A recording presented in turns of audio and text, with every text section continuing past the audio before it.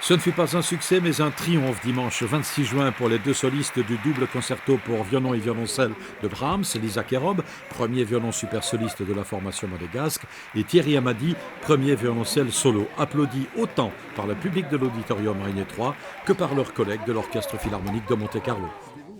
C'est vrai, on a ressenti ça vraiment au fond de notre cœur. C'était magnifique pour nous aussi, la chair de poule. Et d'avoir l'occasion de leur donner ce bonheur-là, et puis de le partager nous aussi, c'est une grande chance.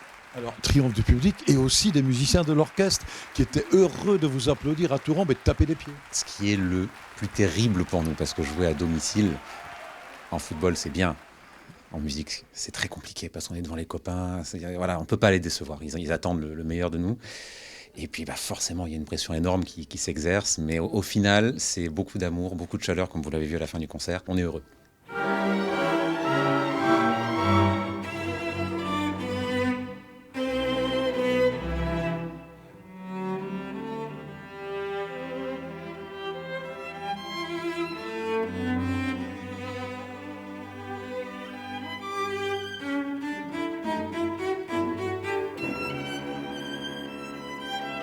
Je pense que ce double concerto, on ne peut pas le jouer correctement si on n'apprécie pas humainement et professionnellement la personne avec qui on le joue. Ça doit être vraiment un mariage, puisque dans ce concerto, le violon et le violoncelle ne font qu'un.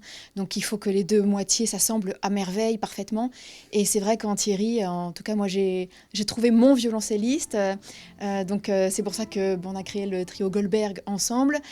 Ça fait des années qu'on se connaît, on connaît nos forces, nos faiblesses et on se soutient. C'est-à-dire que j'ai, en tout cas je parle pour moi, j'ai une confiance aveugle en lui, sachant qu'il est à côté de moi, je sais qu'il ne peut rien m'arriver.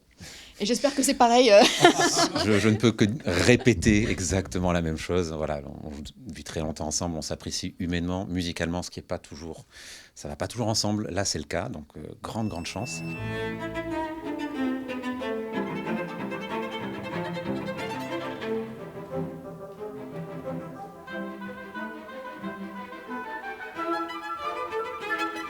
Alors, vos prochains rendez-vous Dès la semaine prochaine, Thierry et moi, on a des gros solos qui arrivent ici même au sein de l'orchestre. Donc en fait, c'est ça qui est génial dans notre métier, c'est qu'on ne s'arrête jamais. Il y a un concert qui se termine, allez, on passe au suivant. Et puis c'est comme ça, la roue tourne. Et puis on se mange du répertoire, et puis on travaille, ça nous porte. Et on attend l'occasion de rejouer ce double, parce que on en veut encore. Nous aussi. Après le double concerto, la deuxième symphonie de Brahms a terminé ce concert, le dernier dirigé par Gianluigi Gelmetti en tant que directeur artistique et musical de l'Orchestre Philharmonique de Monte-Carlo. C'était pour le maestro l'occasion de faire le bilan de son action à la tête de cette formation.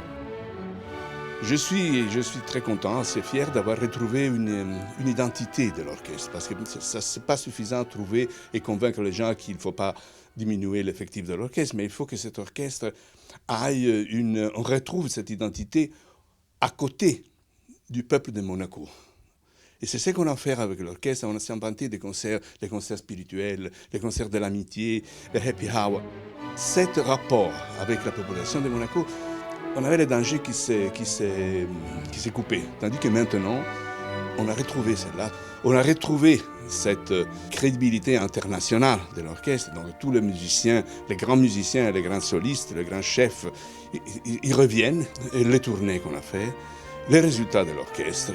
Donc finalement, c'est pas moi qui dire que je suis fier, mais finalement, je peux dire que ce qu'on s'était proposé avec notre princesse qui est la présidente de l'orchestre, je crois qu'on peut dire qu'on l'a obtenu.